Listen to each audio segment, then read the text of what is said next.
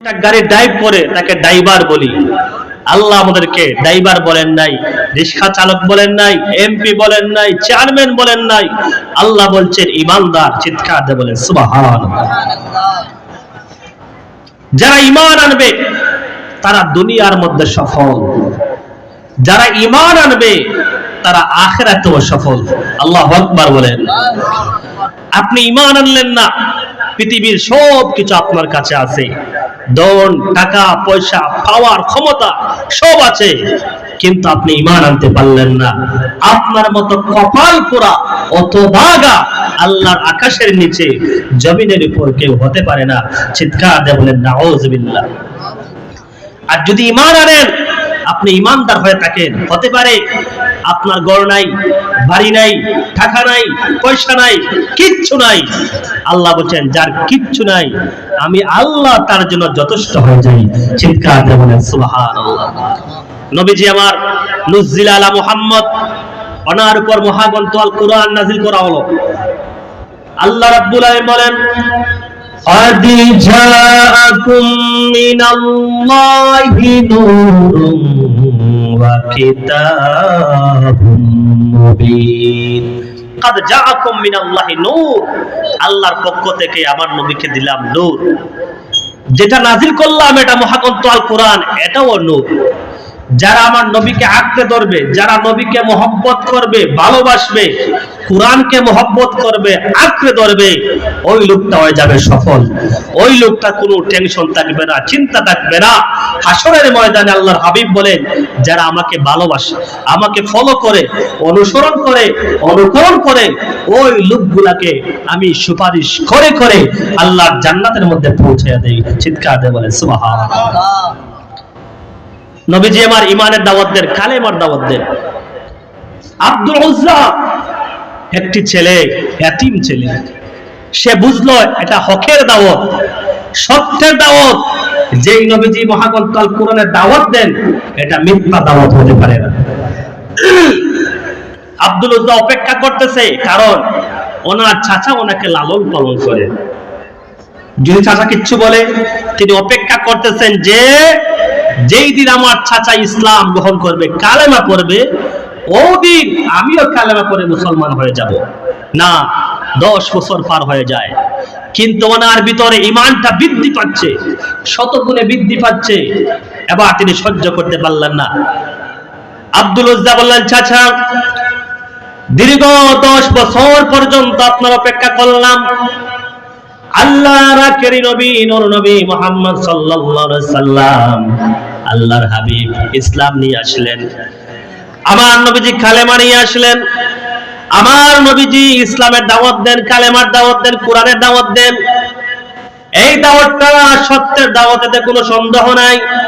ও চাচা, আমি অপেক্ষা করছিলাম আপনি ঈমান আনবেন, সাথে সাথে আমিও ঈমান আনবো, কিন্তু চাচা আপনি তো ঈমান আনলেন না, আপনি কি ঈমান আনবেন? চাচা বলল আব্দুল উজ্জা, আমি আমার বাপ দাদার বংশের মধ্যে চুনকালি মারতে চাই না, আমার বাপ দাদার বংশ ছাড়তে চাই না, ধর্ম ছাড়তে চাই না, তুমি মুহাম্মাদের কালেমা বাদ দিয়ে দাও। আব্দুল উজ্জা বলল চাচা, আমি আল্লাহর হাবিবের উপর ঈমান আনলাম, আল্লাহর নবীর উপর ঈমান আনলাম, আপনি সাক্ষী থাকেন লা ইলাহা ইল্লাল্লাহ মুহাম্মাদুর রাসূলুল্লাহ। আমি আমার নবীর উপর ঈমান আনলাম, আপনাকে সাক্ষী করলাম। চাচা বলল আব্দুল উজ্জা, ও আব্দুল উজ্জা, তুমি যে কালেমা পড়লা, চিন্তা করে দেখো, তুমি আমার সম্পদ থেকে বঞ্চিত হইবা। কোন সম্পদ দিব না, টাকা পয়সা কিচ্ছু দেব না। তুমি যদি ইসলাম গ্রহণ করো, আমার গোটা সম্পদ থেকে তোমাকে বঞ্চিত করব। আব্দুল উজ্জা বলল চাচা, যেই নবী হকের দাওয়াত নিয়ে এসেছেন ওই নবীর প্রতি আমি ঈমান আনলাম, আল্লাহর প্রতি ঈমান আনলাম, আখিরাতের প্রতি ঈমান আনলাম। ওগো চাচা, ঈমান আনার কারণে যদি আমার ধন সম্পদ ছাড়া লাগে, টাকা ছাড়া লাগে, ক্ষমতা ছাড়া লাগে, যদি আপনাকে ছাড়া লাগে, গোটা পৃথিবী আমি ছেড়ে দিব, কিন্তু যেই নবীর উপর ঈমান আনলাম ওই নবীর উপর ঈমান আমি কখনো ছাড়তে পারবো না। আমার নবীর উপর ঈমান আনছি, দুনিয়ার সব ছেড়ে দেব, ঈমান ছাড়তে পারবো না।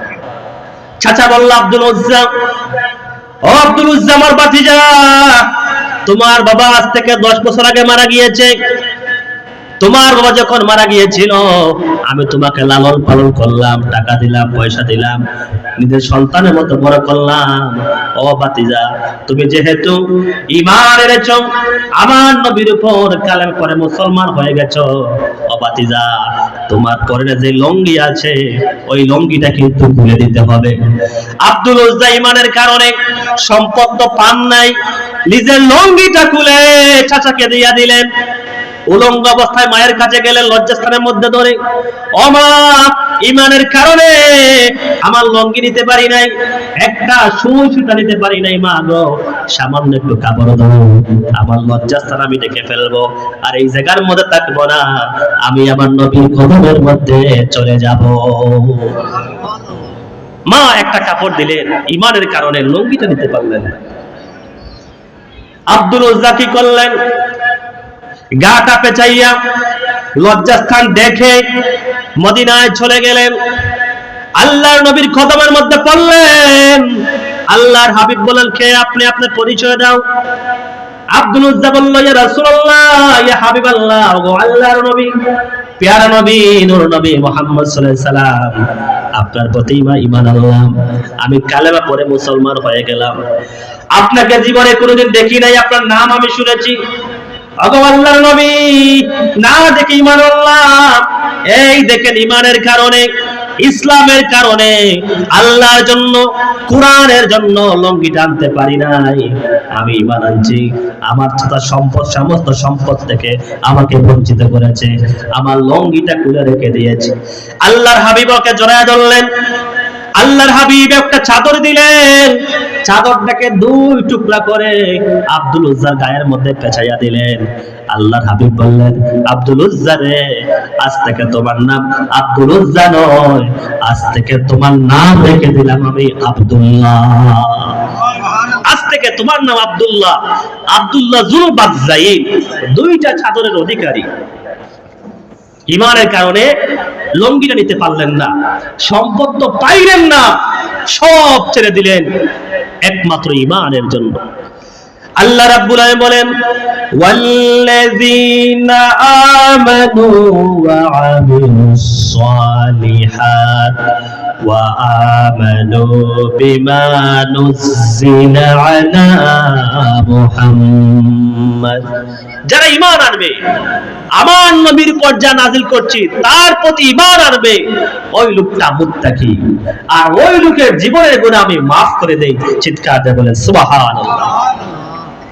আব্দুল উজ্জা নাম রাখা হলো আব্দুল্লাহ। আল্লাহর হাবিব সাহাবায়ে কেরামকে বললেন, আমার সাহাবায়ে কেরাম, আমার আব্দুল্লাহকে তোমরা কোরআন শিখাও। আব্দুল্লাহকে কোরআন শিখানো হলো। কোরআন তেলাওয়াত করে, জোরে জোরে মহাগ্রন্থ আল কোরআন তেলাওয়াত করে। আব্দুল উজ্জা প্রতিদিন রাত্রি বেলা এমন জোরে তেলাওয়াত করে, তার তেলাওয়াতের কারণে সাহাবায়ে কেরামের ঘুম নষ্ট হয়ে যায়, ঘুম ভেঙে যায়।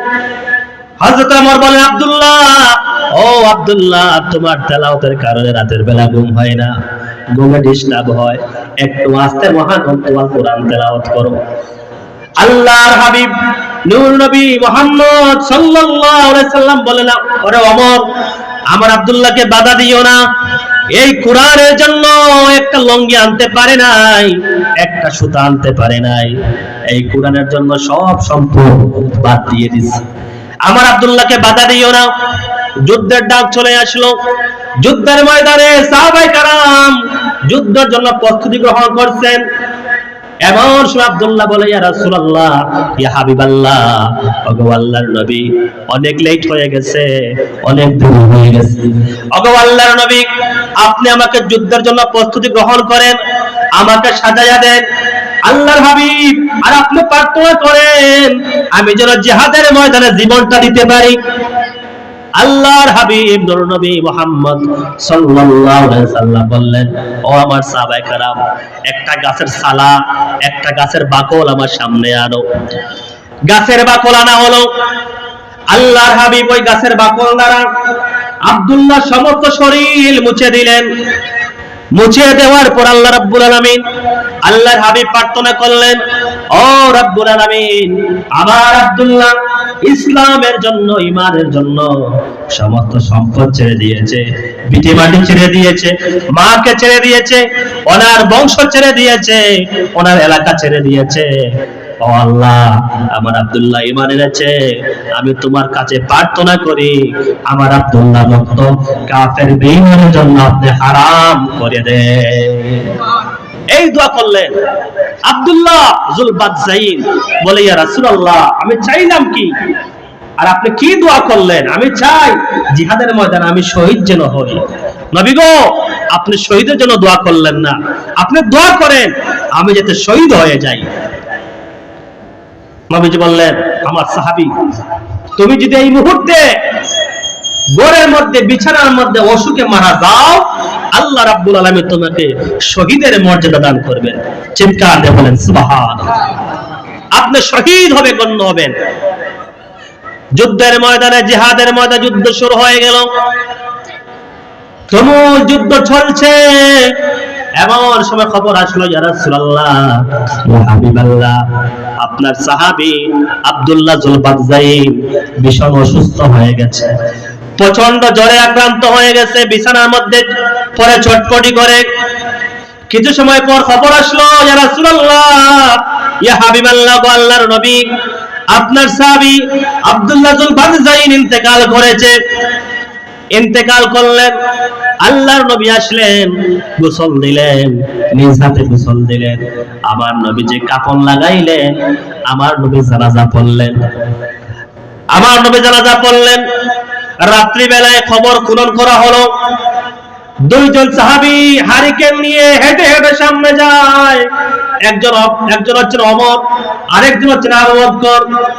আল্লাহর হাবিব কবরের মধ্যে নামলেন, আব্দুল্লাহর লাশটা কুলের মধ্যে নিলেন। আল্লাহু আকবার বলেন। আব্দুল্লাহর লাশটা আমার নবীজি কুলের মধ্যে নিলেন, আস্তে করে কবরের মধ্যে শোয়াইয়া দিলেন। আব্দুল্লাহ ইবনে মাসউদ বলেন, ও আব্দুল্লাহ, আব্দুল্লাহ, তোমার জীবনটা সফল হয়ে গেছে। আজকে এই লাশের মধ্যে, এই লাশের পরিবর্তনে যদি আব্দুল্লাহ না হইয়া আব্দুল্লাহ ইবনে মাসউদ হইতো, আমার জীবনটা ধন্য হয়ে যাইত। আল্লাহু আকবার বলেন। আবার নবীজি আব্দুল্লাহ যুলবাদজাইনের লাশটা মাটির মধ্যে রাখলেন, কবরের মধ্যে রাখলেন। কবরে রাখার পর প্রার্থনা করলেন, রব্বুল আলামিন, ও রব্বুল আলামিন, আজকে সন্ধ্যা পর্যন্ত আমার আব্দুল্লাহর প্রতি আমি রাজি ছিলাম, খুশি ছিলাম। আল্লাহ, আমি এখন কবরস্থ করলাম, এই সময় থেকে কিয়ামতের আগ পর্যন্ত আপনি আল্লাহ আব্দুল্লাহর প্রতি খুশি হয়ে যান। আল্লাহু আকবার। ঈমানের কারণে কি দামি হয়ে গেলেন। নবীজি বলছেন, আল্লাহ, সন্ধ্যা পর্যন্ত আমার আব্দুল্লাহর প্রতি আমি রাজি ছিলাম, আমি খুশি ছিলাম, এখন থেকে কিয়ামত পর্যন্ত আমার আব্দুল্লাহর প্রতি আপনার রাজি হয়ে যান। চিন্তা করে দেখেন, আমার নবী রাজি, আমার নবী খুশি, এর সাথে কি আর হইতে পারে? আব্দুল্লাহ ইবনে মাসউদ বলেন, ও আব্দুল্লাহ ইবনে মাসউদ, তুই কেন আব্দুল্লাহ ইবনে মাসউদ না হইয়া আব্দুল্লাহ যুলবাদজাইন কেন হইলে না? কেন আব্দুল্লাহ হইলে না? তুই যদি আজকে আব্দুল্লাহ হইতে, তোর জীবনটা ধন্য হয়ে যাইত। আল্লাহ বলছেন, তোমরা ঈমান আনো। ঈমান আনলাম। ঈমান আনার পর অনেক গুনাহ হয়ে যায়, অনেক অপরাধ করি। আল্লাহর হাবিব বলেন, যাদের অন্তরে ঈমান আছে, ঈমানের কারণে ওই লোকটা একদিন আল্লাহর জান্নাতে প্রবেশ করবে। চিৎকার দিয়ে বলেন সুবহানাল্লাহ। ঈমান আনার পর গুনাহ করেছে। যেহেতু আমরা আদম সন্তান, আমরা মানুষ, গুনাহ হবে স্বাভাবিক। শয়তানের দুকায় পড়ে গুনাহ করতে পারি। আল্লাহর হাবিব বলেন, তুমি গুনাহ করছো, গুনাহ করার পর সাথে সাথে খাঁটি তওবা করো। যেই জায়গার মধ্যে গুনাহ করেছো, ওই জায়গায় 2 রাকাত নামাজ পড়ো, ওই জায়গার মধ্যে তওবা করো। আল্লাহর হাবিব বলেন, তুমি যদি খালেস তওবা করতে পারো, আল্লাহ রাব্বুল আলামিন তোমার জীবনের গুনাহ maaf করে দিবেন। চিৎকার দিয়ে বলেন সুবহানাল্লাহ। একদিন মিস্টার ইবলিস মুসাকে বলল, মুসা, তুমি তুর পারের মধ্যে আল্লাহর সাথে কথা বলো, তোমার শান, তোমার মর্যাদা অনেক উঁচু, তুমি আল্লাহকে জিজ্ঞেস করবা, আল্লাহর একজন নগণ্য বান্দা, নগণ্য পাপী বান্দা তওবা করতে চায়, আল্লাহ কি তাকে মাফ করবেন? মুসা বললেন, সেই মানুষটাকে? তিনি বললেন, আমি মিস্টার ইবলিস। আল্লাহর নবী মুসা নবী তুর পারে চলে গেলেন, আল্লাহর সাথে কথা বলেন। এমন সময় আল্লাহ থেকে বললেন, রব্বুল আলামিন, তোমার একজন নগণ্য বান্দা তওবা করতে চায়, তুমি কি তাকে মাফ করে দিবা? আল্লাহ রাব্বুল আলামিন বললেন, ও মুসা, ওই লোকটাকে? মুসা বললেন, ওই লোকটা ইবলিস। আল্লাহ রাব্বুল আলামিন বললেন, ও মুসা, মুসা রে, ও মুসা, তুমি তাকে জানাইয়া দাও, যে আদমের কারণে সেই ইবলিস হয়েছে, শয়তান হয়েছে, আদমকে সেজদা দেয় নাই, তুমি তাকে জানাইয়া দাও, সে যদি আদমের কবরের সামনে যাইয়া যদি একটা সেজদা দিতে পারে, আমি আল্লাহ রাব্বুল আলামিন তার জীবনের গুনাহ মাফ করে দেব। সুবহানাল্লাহ। আল্লাহর নবী মুসা আসলেন, এসে বললেন, ইবলিস, আল্লাহ তোমাকে মাফ করবেন, আল্লাহ তোমাকে ক্ষমা করবেন, তবে শর্ত হচ্ছে তুমি আদমের কবরে যাইয়া যদি একটা সেজদা দিতে পারো, এক সেজদা দিবা, আল্লাহ রাব্বুল আলামিন তোমার জীবনের গুনাহ মাফ করে দিবেন। চিৎকার দিয়ে বলেন সুবহানাল্লাহ। ইবলিস বলল, যে আদমকে জিন্দা থাকা অবস্থায়, জীবিত থাকা অবস্থায় সেজদা দেই না, ওই আদম ইন্তেকাল করছে, কবরে চলে গেছে, তুমি কেমনে ভাবলা তার কবরে যাই আমি সেজদা দিব? আল্লাহ রাব্বুল আলামিন যখন আদমকে সৃষ্টি করলেন, আল্লাহ বললেন, উসজুদু লি আদম ফাসাজাদু ইল্লা ইবলিস। উসজুদু লি আদম, আমার আদমকে সেজদা করো। ফাসাজাদু, সবাই সেজদা করলো, ইল্লা ইবলিস, একমাত্র ইবলিস ব্যতীত, শয়তান ব্যতীত, সে সেজদা দিল না। আল্লাহ বললেন, সবাই সেজদা দিল, তুমি কেন সেজদা দিল না? সে বলল, খালাকতাহু মিন নারিন ওয়া খালাকতাহু মিন তিন, আমি আদমের চাইতে শ্রেষ্ঠ, সম্মানী। আল্লাহ রাব্বুল আলামিন আমাকে বানিয়েছেন আগুন দ্বারা, আর আদমকে বানিয়েছেন মাটি দ্বারা, অতএব আগুন কখনো মাটির সামনে মাথা নত করতে পারে না। শয়তান যুক্তি স্থাপন করলো, যুক্তি দিল। আল্লাহ বলেন, আবা ওয়াস্তাকবারা ওয়া কানা মিনাল কাফিরিন, তুই অস্বীকার করলে, যা, আজকে তুই কাফের অন্তর্ভুক্ত হয়ে গেলে। আল্লাহ বলেন, ফাখরুজ ফাইন্নাকা রাজিম, ফাখরুজ, বের হয়ে যাও, ইবলিস তুমি বের হয়ে যাও, তুমি অভিশপ্ত, আমার জান্নাত থেকে বাইর হয়ে যাও, তুমি বিতাড়িত, তুমি যেহেতু সেজদা দিলা না, আমার হুকুম মানলা না, আমার নাফরমানি করলা, আজ থেকে তুমি চির অভিশপ্ত ইবলিস হয়ে গেলা। এবার শয়তান বলছে, রব্বুল আলামিন, যে আদমের কারণে আমি লানত পাইলাম, যে আদমের কারণে আমি শয়তান হইলাম, আমি ওয়াদা করলাম। কি ওয়াদা? শয়তান বলল, রব্বুল আলামিন, এমন কোন জায়গা নাই, এমন কোন জমিন নাই, এমন কোন পৃথিবী নাই, আসমান জমিন এমন কোন জায়গা নাই যেই জায়গার মধ্যে আমি সেজদা করি নাই, যে আদমের কারণে আমি ইবলিস হলাম, শয়তান হলাম। ও রব্বুল আলামিন, এত বছর তোমার ইবাদত বندگی করলাম, আল্লাহ আমাকে একটু পাওয়ার দিয়ে দাও। কি পাওয়ার? এক নম্বর পাওয়ার হচ্ছে কিয়ামত পর্যন্ত আমার হায়াত বৃদ্ধি করে দাও। আল্লাহ রাব্বুল আলামিন বললেন, ও ইবলিস, যেহেতু আমার ইবাদত বندگی করেছো, অনেক নামাজ পড়েছো, অনেক ইবাদত করেছো, যাও, আমি তোমাকে ক্ষমতা দিয়ে দিলাম, কিয়ামত পর্যন্ত তার হায়াত লম্বা হয়ে গেল। দুই নম্বর হচ্ছে রব্বুল আলামিন, আমি যেন তোমার আদমের শিরা উপশিরায় ঘুরতে পারি, সমস্ত বডির মধ্যে চক্কর দিতে পারি, এই ক্ষমতা আমাকে দিয়ে দাও। এই ক্ষমতা দেওয়া হলো। এবার বলল রব্বুল আলামিন, আমাকে ক্ষমতা দিলা, পাওয়ার দিলা, লম্বা হায়াত দিলা, আমি ওয়াদা করলাম যত সময় পর্যন্ত আপনার আদম সন্তানকে আমি ডান থেকে, বাম থেকে, সামনে থেকে, পিছন থেকে ধোঁকা দিতে দিতে আমি জাহান্নাম পর্যন্ত পৌঁছাইয়া দিব, একটা আদমকে আমি জান্নাতে ঢুকতে দিব না, একটা আদমকে আমি জান্নাতে ঢুকতে দিব না। যে আদমের কারণে আমি লানত পাইলাম, যে আদমের কারণে আমি অভিশপ্ত হইলাম, ওয়াদা করলাম এখন থেকে আমি এমন ধোঁকা দিব, ধোঁকা দিতে দিতে জাহান্নামের কিনারায় পৌঁছে দিব। আল্লাহ বলছেন, ইবলিস আমাকে চ্যালেঞ্জ দিলি, আমাকে চ্যালেঞ্জ দেস, যা আমি আল্লাহ ওয়াদা করলাম আমার আদম অপরাধ করবে, আমার আদম সন্তান ভুল করবে, ভুল করার পর যখন তওবা করবে, 80 বছর গুনাহ করার পর, 90 বছর গুনাহ করার পর, যখন মৃত্যুর গড়গড় আসার আগে, একটা সেকেন্ড আগে যদি সে তওবা করতে পারে, আমি আল্লাহ আমার বান্দার জীবনের গুনাহ আমি মাফ করে দেব। চিৎকার দিয়ে বলেন সুবহানাল্লাহ। শয়তান আমাদেরকে ধোঁকা দেয়, ধোঁকা দিতে দিতে জাহান্নামের দ্বার পর্যন্ত পৌঁছে যাবে। আল্লাহ কত রহমান, কত রহিম। আল্লাহ আমাদেরকে ভালোবাসেন, আল্লাহ আমাদেরকে মহব্বত করেন। আল্লাহ বলে, বান্দা অসুবিধা নাই, গুনাহ করছো, লা তাকনাতু বিরাহমাতিল্লাহ, আমার রহমত থেকে তুমি নৈরাশ হইও না।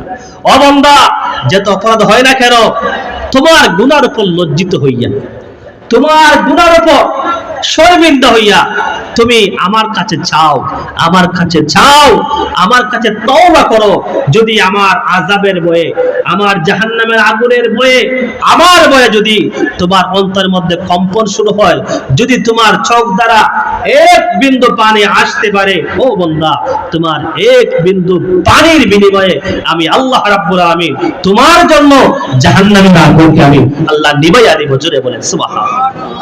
আল্লাহ আমাদেরকে ভালোবাসেন, মহব্বত করেন। সব চাইতে মহব্বত ওই বান্দাকে করেন যে বান্দা অপরাধ করার পর আল্লাহকে একবার আল্লাহ বলে ডাক দেয়। আল্লাহ বলেন, সব চাইতে আমি পছন্দ করি গুনাহগার বান্দার ডাক, যে একবার আল্লাহ বলে ডাক দেয়, আমি তার ডাকে জবাব দেই 70 বার। চিৎকার দিয়ে বলেন সুবহানাল্লাহ। হাজরিন, অপরাধ হতেই পারে, বসে থাকা যাবে না, গুনাহ নিয়ে বসে থাকা যাবে না। অপরাধ হবে, সাথে সাথে আমরা তওবা করব। এক ব্যক্তি, একজন মহিলা, আবু হুরায়রা বলেন, রাস্তার মধ্যে দাঁড়িয়ে আছেন একজন মহিলা। মহিলা বলছে, আবু হুরায়রা একটা কথা বলতে চাই। কি কথা বলেন? আবু হুরায়রা, আমি অপরাধ করেছি, জিনা করেছি, জিনা করেছি, এরপর আমি গর্ভধারণ করেছি, একটা বাচ্চা প্রসব করেছি এবং জিনা করেছি। এবার বলেন আল্লাহ রাব্বুল আলামিন আমাকে মাফ করবেন কিনা? আবু হুরায়রা বললেন, এত জঘন্য অপরাধ করেছো, মারাত্মক অপরাধ করেছো, আল্লাহ তোমাকে কখনো মাফ করবেন না। আবু হুরায়রা চলে গেলেন নবীর দরবারে। আমার নবীজির মনটা অনেক মলিন, চেহারাটা কালো হয়ে গেছে। আবু হুরায়রা বলে, ইয়া রাসূলুল্লাহ, ইয়া হাবিবাল্লাহ, ওগো আল্লাহর নবী, আমাদের পেটের মধ্যে যখন খিদা লাগে, আমরা যখন আপনার সামনে আসি, আপনার সুন্দর চেহারা দেখার পর আমাদের পেটের খিদা চলে যায়।